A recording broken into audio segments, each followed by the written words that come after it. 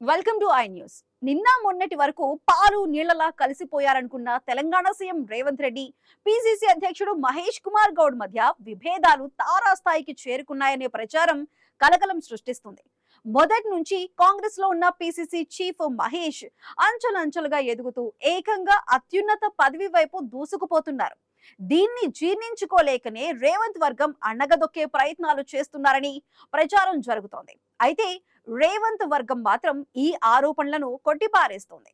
తెలంగాణలో కొత్తగా మరో డిప్యూటీ సీఎం పదవి ఇస్తారనే ప్రచారం నేపథ్యంలో తాజా పరిణామాలు జరుగుతున్నాయనే వార్తలు వస్తున్నాయి.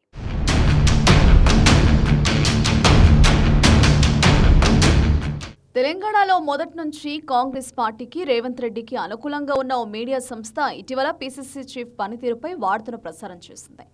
పిసిసి చీఫ్గా మహేష్ కుమార్ గౌడ్ విఫలమయ్యారని, పార్టీని పట్టించుకోవడం లేదని, గాంధీ భవన్కు కూడా రావడం లేదని అందులో ప్రస్తావించారు. కాంగ్రెస్ పార్టీకి రేవంత్ రెడ్డికి అనుకూలంగా ఉండే ఆ మీడియాలో పిసిసి చీఫ్కు వ్యతిరేకంగా వార్తలు రావడం కాంగ్రెస్ పార్టీలో కలకలం సృష్టిస్తోంది. ముఖ్యమంత్రి రేవంత్ రెడ్డి చెప్పడం వల్లనే పిసిసి చీఫ్కు వ్యతిరేకంగా కాంగ్రెస్ పార్టీకి చెందిన మీడియా తప్పుడు ప్రచారం చేస్తున్నారని ఆరోపణలు ముందుకొచ్చాయి.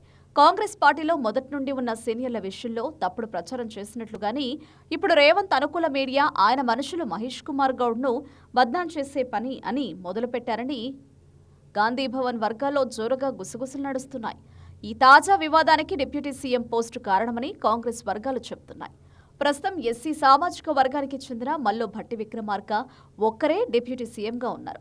జనాభా ఎక్కువగా ఉన్న బీసీలకు కూడా ఉప ముఖ్యమంత్రి పదవి ఇవ్వాలని అధిష్టానం ఆలోచన చేస్తుంది. దీనికి పిసిసి చీఫ్ మహేష్ కుమార్ గౌడ్ పేరును పరిశీలిస్తుంది.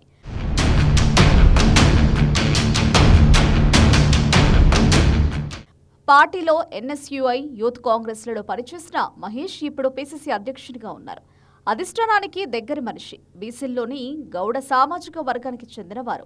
వీటితో పాటు ఇప్పటి వరకు మంత్రివర్గంలో ప్రాతినిధ్యం లేని ఉమ్మడి నిజామాబాద్ జిల్లాకు చెందినవారు. ఈ అనుకూలతల దృష్ట్యా మహేష్ను డిప్యూటీ సీఎం చేస్తారనే ప్రచారం జరుగుతోంది. ఒక బీసీ నేత ఇప్పుడు డిప్యూటీ సీఎం అయ్యారంటే భవిష్యత్తులో సీఎం అభ్యర్థి కూడా అవుతారని కాంగ్రెస్ వర్గాలు భావిస్తున్నాయి. దీన్ని జీర్ణించుకోలేకనే రేవంత్ అనుకూల మీడియా మహేష్ కుమార్ గౌడ్ను ఒక అసమర్థ నాయకుడిగా చిత్రీకరించే ప్రయత్నాలు జరుగుతున్నాయని ప్రత్యర్థి వర్గం ఆరా తీస్తుంది. అయితే ఈ ఆరోపణలను రేవంత్ రెడ్డి వర్గం చాలా సీరియస్గా కొట్టిపారేస్తుంది. ఒక మీడియా సంస్థ చేసిన ప్రచారానికి రేవంత్ ఎలా బాధ్యుడవుతాడని వారు ప్రశ్నిస్తున్నారు.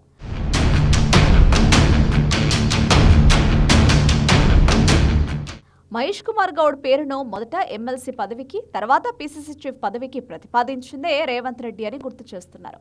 గతంలో వైఎస్ డిఎస్ జోడీలాగానే ఇప్పుడు రేవంత్ మహేష్ జోడెద్దులా కాంగ్రెస్ బండిని ముందుకు తీసుకుపోతున్నారని చెప్తున్నారు. ఇద్దరు నేతలు సఖ్యతగా ఉండడం ఇష్టం లేని వారు ఒక టీవీ ఛానల్ కథనాన్ని ఆసరా చేసుకుని దుష్ప్రచారానికి దిగడం తగదు అని రేవంత్ మనుషులు అసహనం వ్యక్తం చేస్తున్నారు. ఇలా ఎవరి వాదనలు వారికి ఉన్నప్పటికీ రేవంత్ సన్నిహిత న్యూస్ ఛానల్లో పిసిసి అధ్యక్షునికి వ్యతిరేకంగా వార్తలు ఎందుకు వస్తున్నాయని మాత్రం సమాధానం లేని ప్రశ్నగానే మిగిలిపోతుంది. వివాదం ఇంత జరుగుతున్నా అటు రేవంత్ గాని, ఇటు మహేష్ కుమార్ గౌడ్ గాని బహిరంగంగా ఎటువంటి కామెంట్స్ చేయడం లేదు.